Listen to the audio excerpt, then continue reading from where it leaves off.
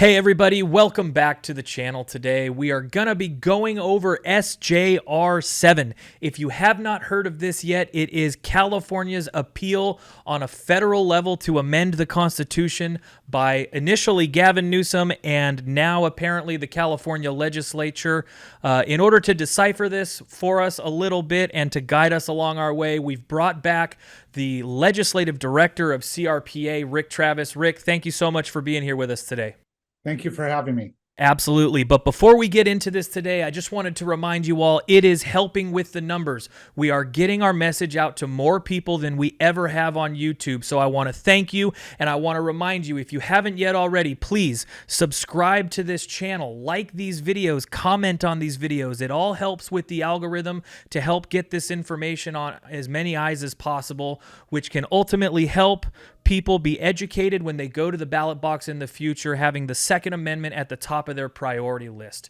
So, Rick, I felt like this was worth going through a little bit. Can you just go ahead and give us the overview of what SJR 7 is and how it applies in California and the United States in general? Sure. It's a Senate Joint Resolution number 7 that's being put out. It was very late to the session. It came out about 3 weeks ago.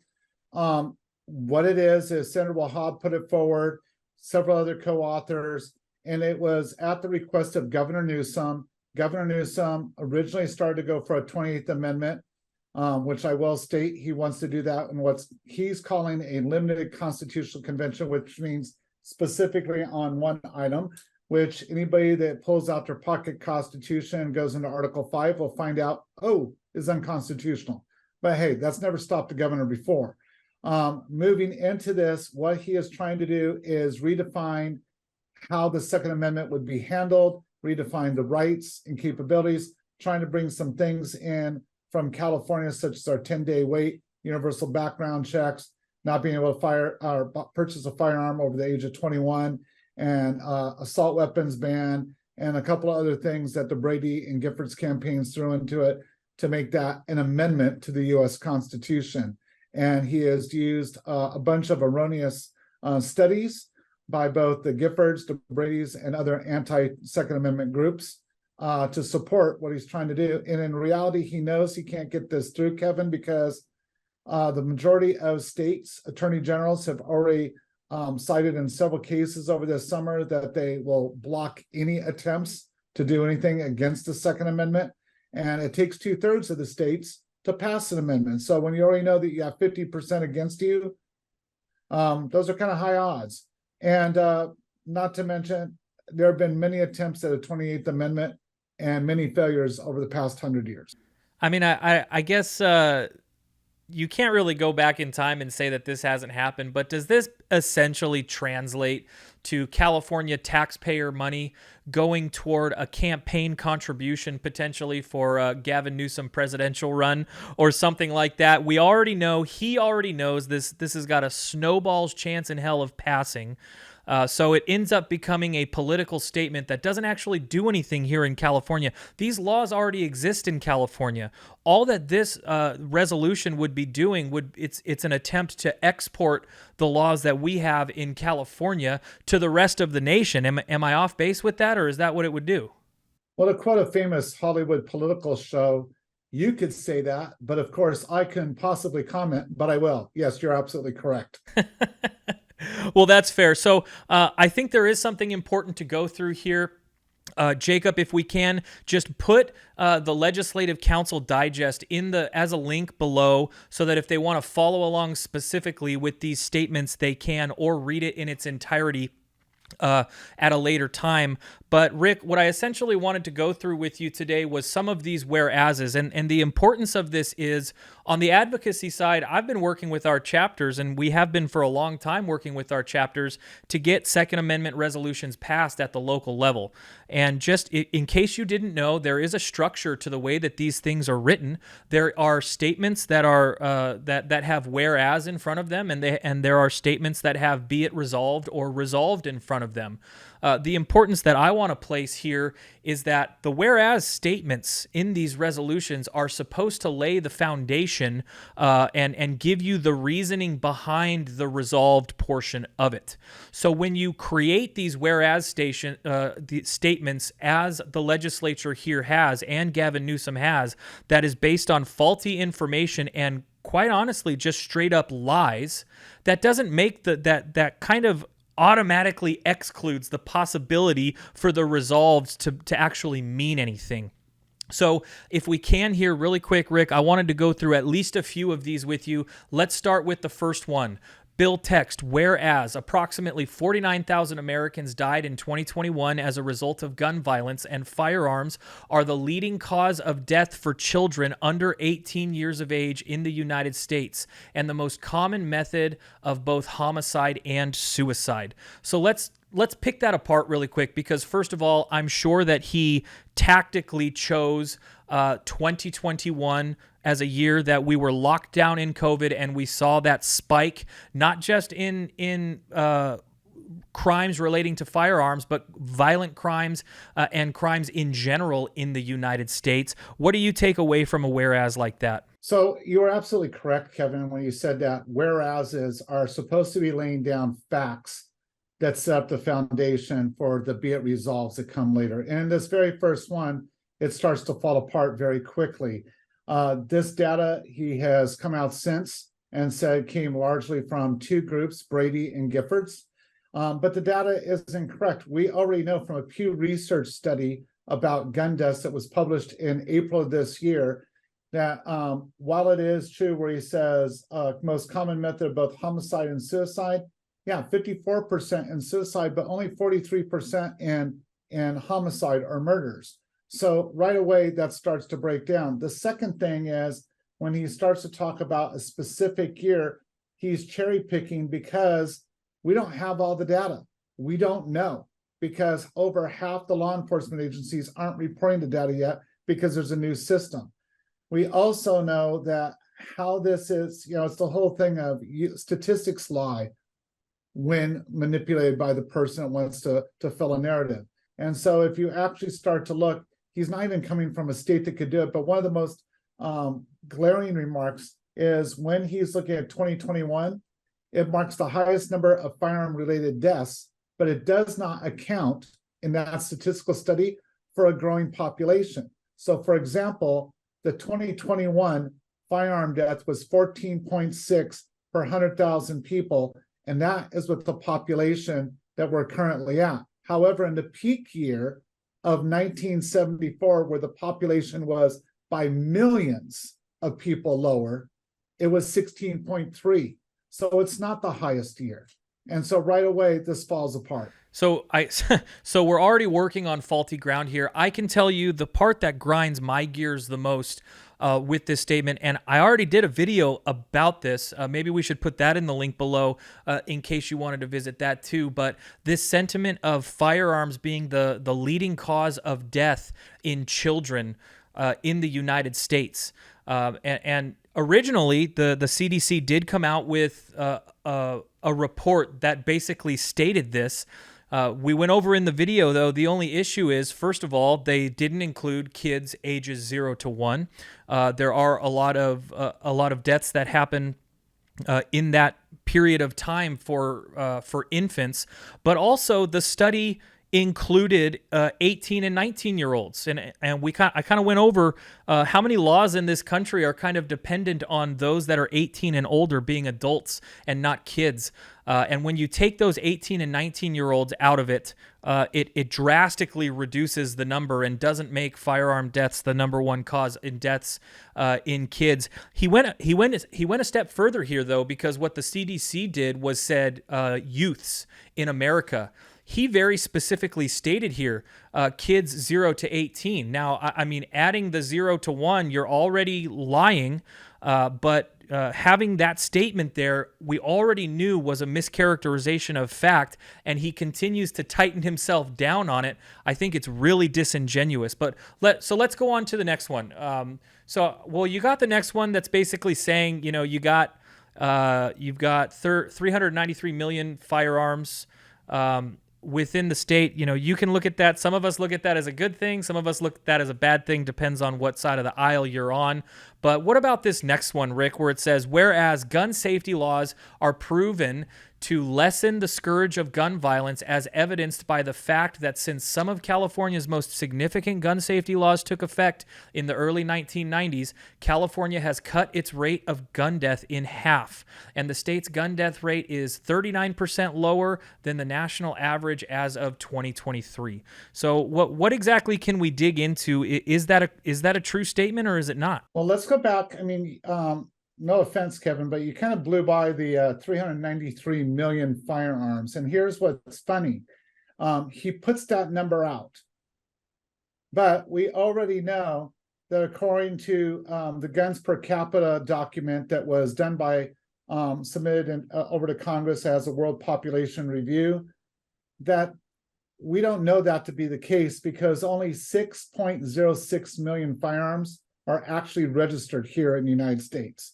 So that number is an estimate. He's literally pulling a number from that Brady and Giffords gave that makes the claim that there are more. Do I doubt that there could be more firearms than there are Americans? No, but that probably isn't new if you look back historically at the number of firearms of populations growing. And this is what I want to highlight. He keeps using data, but he doesn't take into account population growth. So you can sit there and say, oh, well, there was only 100,000 firearms back when the country was founded. There wasn't 100,000 people. Right. Now maybe there was, but my point is in this, because I don't want to be incorrect in the facts, the number of firearms per people, a lot of times that has been greater throughout because of wars and different things the country's been involved in. So that's an interesting thing. And I don't know where he was really trying to go with that, but let's get to your gun safety laws. When you go look at the gun safety laws, it's part of our gun culture since the founding of the culture. The founding fathers did know what would be going on with that. And as you look through, we have ample data that shows that while, again, gun rates may look like they have been reduced, you have to realize that the report ends in 2016 when there's a clear uptick both at the state and federal level. And the graphs even indicate the rise that he uses in a later news release. But what you have to realize is that gun death rate never was cut in half because they're not looking at the population growth. You're not looking at any of those issues. So these are numbers that, again, they're skewing to make it look like they're doing something when they're not. In fact, when you look at California has one of the highest rates when it comes to mass shootings. And in fact, we account for 20% of those in the nation, even though we have the most stringent gun laws in the nation. So if the gun laws were working, that doesn't make any sense. Right. I think you're right on the money there. If gun laws actually made a difference, when you looked at the top states in the union, you would see all of the ones with the most gun laws. When you looked at the lowest rates, or vice versa, the worst states, they would be all the ones with no gun laws. But actually, it ends up being a mix of both. Last time I looked at the data, which was 2019 data, so it's not pandemic data, but when I looked at 2019 data, when it was concerning homicide rates by state, California was ranked, it was gun deaths by state. California was ranked 7th in the nation. When you took suicides out of that, they fell to 20th in the nation on the rank. So their number per 100,000 actually went up as compared to other states once you took out suicides. I think the most important thing here is that there is literally no evidence pointing to any sort of suggestion that gun laws have an impact on the crime rate, the violence rate, anything like that. You even have, and I talked with you on the radio about this, Rick, so sorry for the repetition, but you've even got a Bloomberg columnist. What was this guy's name? His name is Aaron Brown. He's a risk analyst and a statistician for the University of San Diego, and he's a columnist for Bloomberg, who came out with a documentary about a year ago. I would suggest, any of you guys watch it because it's actually very intriguing. But he was basically quoted saying it's next to impossible for any study to prove that a particular gun control measure had any effect whatsoever. The only thing that we can say confidently is that the most widely trumpeted results are likely based on random chances alone.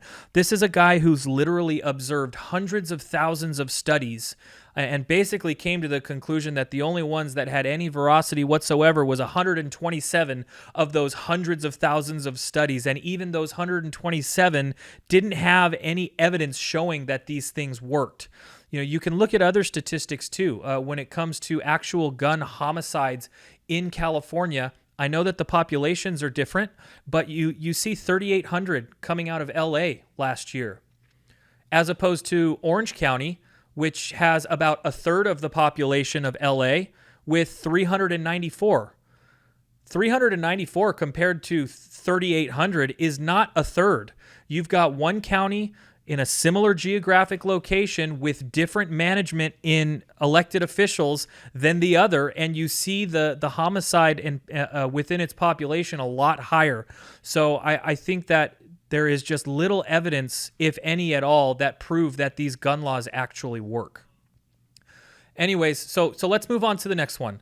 The next whereas is... whereas precedents of the Supreme Court of the United States, including its decision in the New York State Rifle and Pistol Association v. Bruin, have limited the ability of the states to enact and enforce reasonable restrictions on the public carry of firearms. This is my favorite one, Rick, by the way. I don't know if you read this one in its entirety. It continues and says, and prompted challenges to many other common sense regulations, such as those allowing law enforcement officials to assess the potential dangerous an individual seeking to obtain firearms and prohibit possession of firearms by those deemed dangerous and those restricting possession of certain particular dangerous weapons, including weapons of war. So basically, you've got this paragraph of a whereas that's saying the precedent that SCOTUS set have limited our ability to impose unconstitutional laws against you.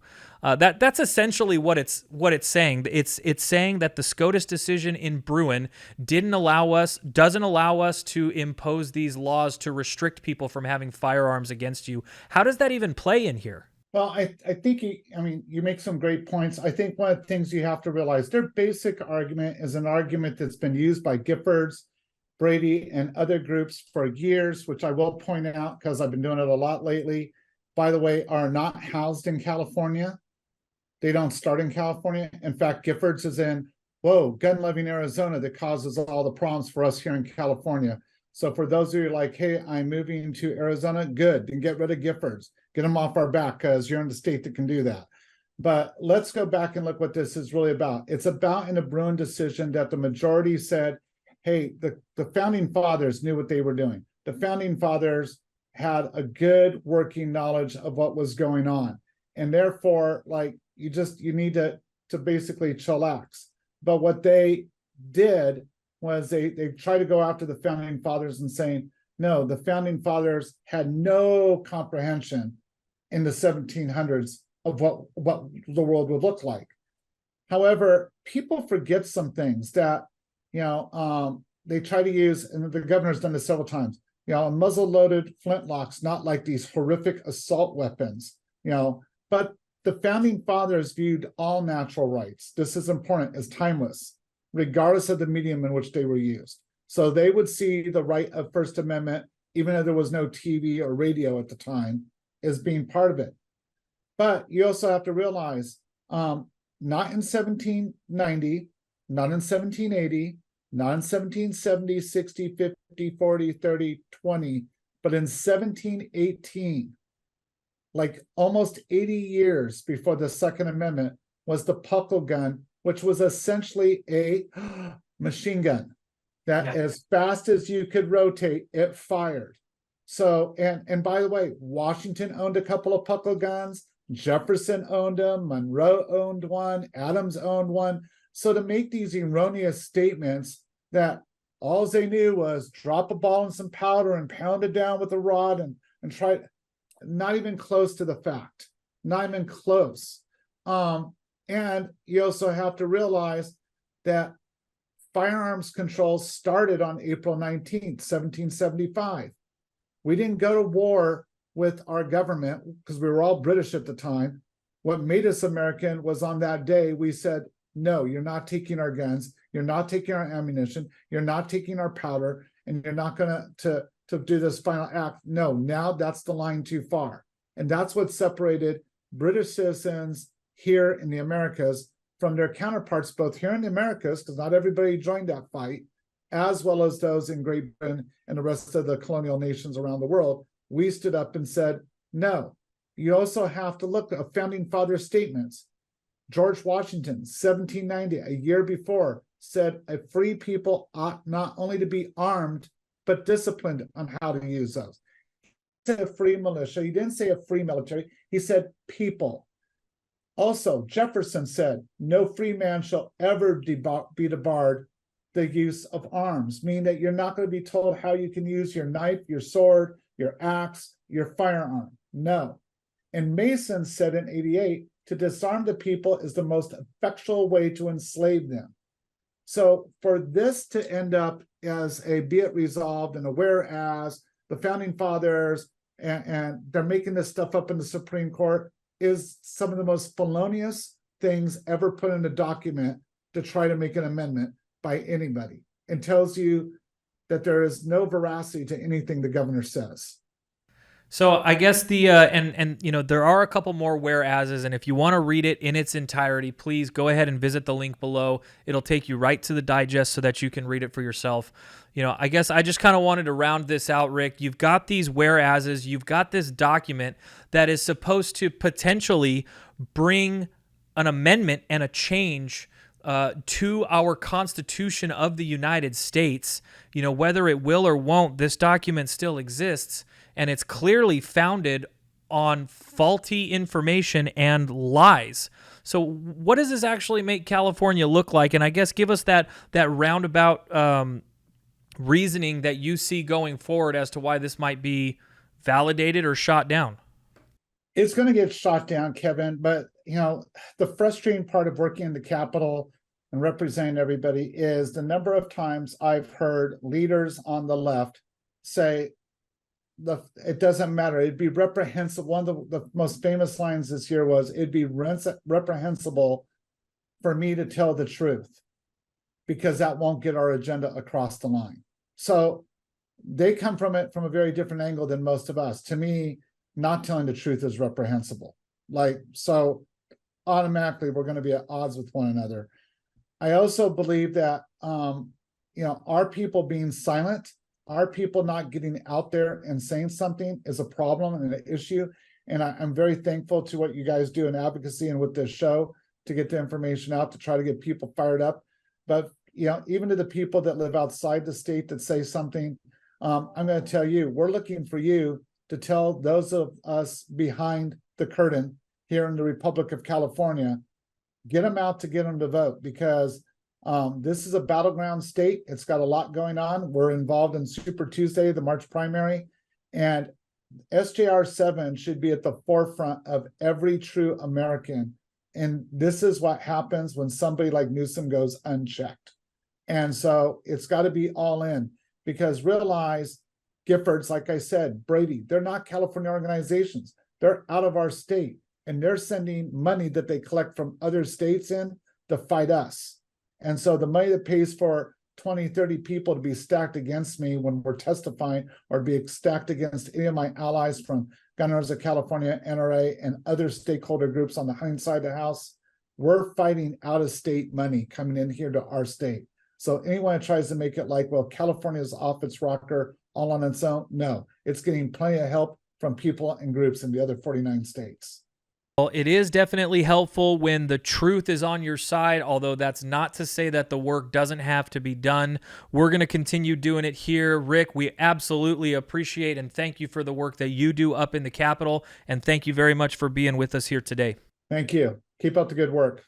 Thank you very much. And if you like this content and content like this, go ahead and hit that subscribe button. Like this video. Share the channel with your friends. Like Rick was just talking about, we are continuing to advocate against some of these bills. Senate Bill 2 and Assembly Bill 28 are two campaigns that we have actively going on. Click the links below to add your name to the list. Send your opposition letter to your legislative officials. And advocate that way. Other than that, we'll be bringing you more content soon, guys. Thanks again, and we'll see you on the next one.